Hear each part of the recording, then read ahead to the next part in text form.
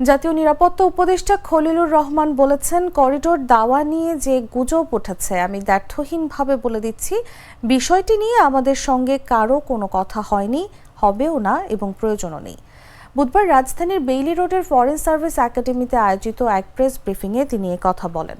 তিনি বলেন, করিডোরের ব্যাপারটা বুঝতে হবে। করিডোর হচ্ছে একটা ইমার্জেন্সির সময় দুর্যোগপূর্ণ জায়গা থেকে মানুষকে সরিয়ে নেওয়ার ব্যবস্থা। আমরা এখানে কাউকে সরাচ্ছি না। আরাকানে যেহেতু কোনো সাহায্য সহযোগিতা ও সাহায্য উপকরণ অন্যান্য সাপ্লাইড রোড দিয়ে দেওয়া সম্ভব হচ্ছে না, জাতিসংঘ গত 7 থেকে 8 বছর ধরে রোহিঙ্গাদের সহায়তা দিয়ে যাচ্ছে। আমাদের অনুরোধ করেছে যে সাহায্য দিয়ে যাচ্ছে সেটা বর্ডার দিয়ে পৌঁছানোর ব্যাপারে যেন আমরা সহায়তা করি।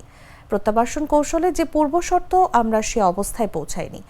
অনেকে বলছেন করিডোর নিয়ে আপনারা কথা বলছেন, কারোর সঙ্গে আলাপ করেননি।